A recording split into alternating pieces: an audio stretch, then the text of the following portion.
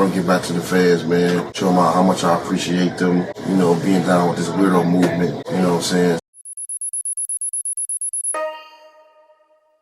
Rufus Johnson, aka Bizarre, born July 5th, 1976. Some rappers chase fame by trying to fit in. Others, like Bizarre, kick the door down, doing the exact opposite. From the moment you saw him in a shower cap, shirtless, with tattoos covering his stomach, spitting the most off-the-wall verses you ever heard, you knew he wasn't trying to be like anyone else.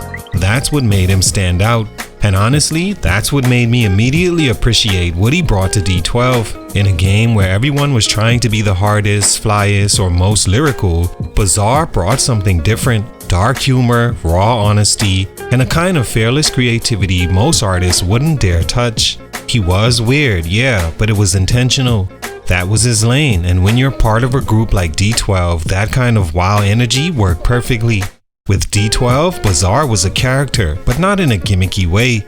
He was unpredictable, funny, and gave the group an edge no other rap group had. Surrounded by other standout personalities and anchored by Eminem's star power, Bizarre had the freedom to be as outrageous as he wanted, and fans loved it. D12 sold millions of records, toured worldwide, and gave each member a platform to launch from. For a second, it really looked like Bizarre may be able to carve out his own space in the game. But when it came time to go solo, that same shock value didn't carry the same weight. His lyrics were still raw and unapologetic, but without the buffer of the group or Eminem's voice right next to his, it hit differently.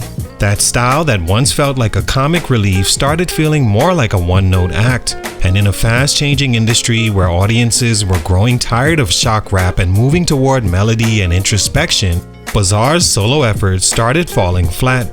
Then came the losses. First, Eminem, who went through a tough stretch in his personal life and stepped away from music just as D12 needed him most. Then, Proof, Bizarre's friend and soul of the group, was tragically murdered in 2006.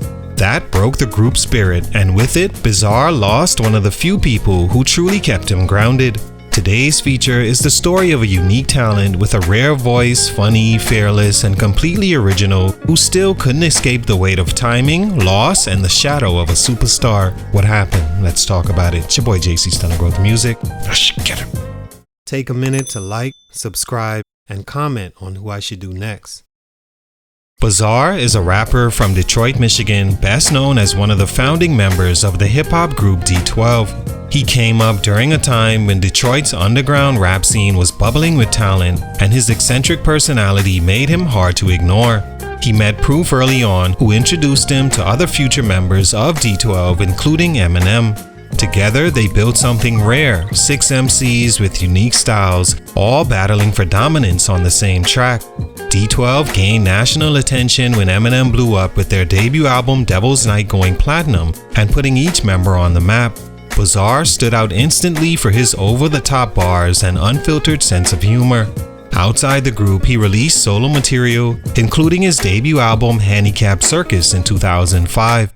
But without the group behind him, it quickly became clear just how much D12's success relied on being a unit.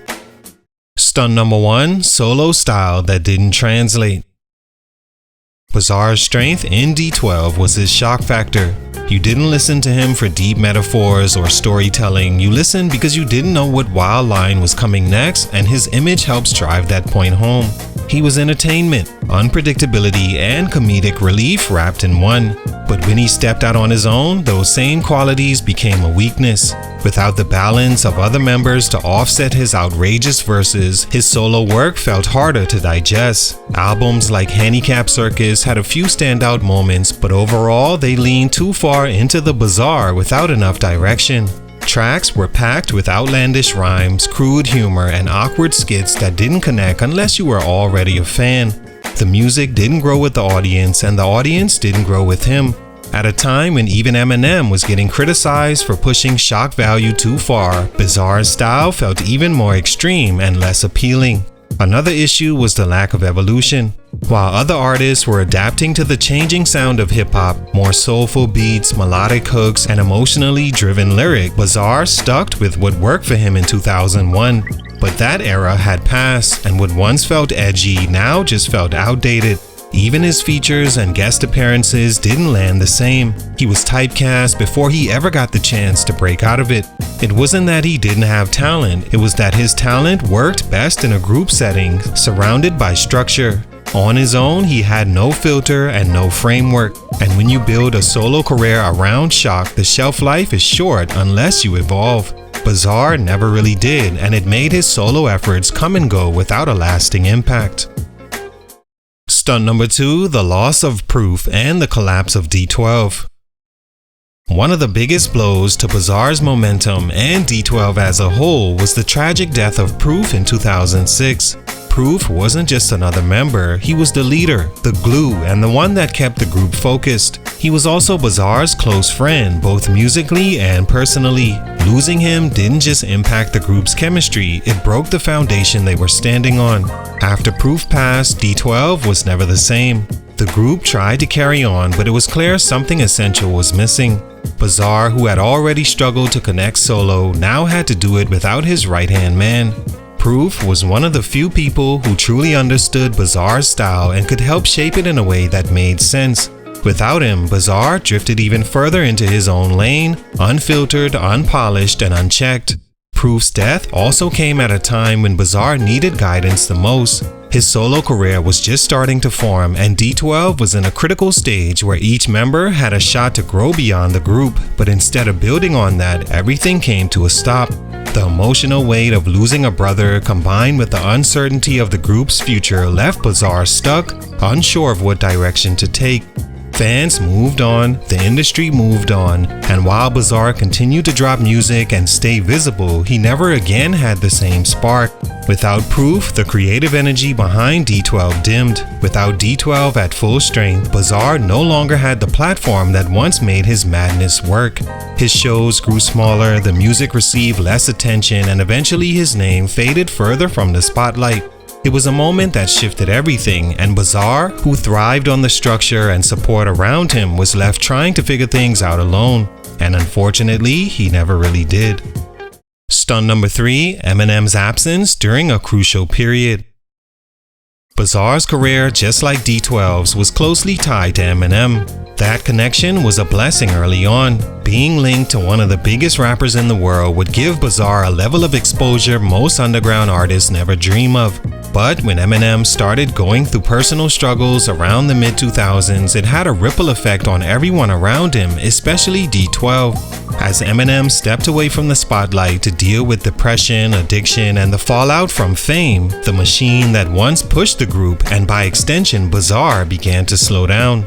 For Bizarre, it couldn't have come at a worse time. He had just started testing the waters as a solo artist, and with Eminem no longer active, the label support, buzz, and visibility that came with being part of Shady Records began to fade. Without that push, his music had to stand on its own, and it just didn't hit the same. Eminem also wasn't around to co-sign or feature on Bizarre's solo work the way he once did. And whether fans admit it or not, M's presence on a song is a huge difference. Without him, the music didn't draw the same attention, and Bizarre had trouble creating the must-hear moment on his own. Even die-hard D12 fans were less interested once the group lost steam and M was quiet. It's not Bizarre's fault M went through what he did, but their careers were connected, and when M paused, so did Bizarre. Eminem eventually made a comeback, but by then the moment had passed. Bizarre was no longer in rotation, and the window that once looked wide open had all but shut. In rap, timing is everything, and Bizarre's shot at a bigger career faded the moment Eminem disappeared when he needed him most. All in all, Bizarre was never trying to be your typical rapper, and that's what made him special. He didn't chase trends or try to clean up his image just to fit in. He was raw, outrageous, and fully committed to being himself. But in music, especially hip-hop, that kind of lane only works when everything around you is clicking. For Bizarre, the timing, support, and structure that once helped him shine all fell apart too soon. Losing Proof hurt, Eminem stepping away left a void, and Bizarre's solo work, while bold, never fully connected without that backing. He stayed active, kept dropping music, and never stopped being who he was. But sometimes being different isn't enough. Salute, much respect, but for these reasons, his growth was stunted. It's your boy JC StuntedGrowthMusic, and I'm out.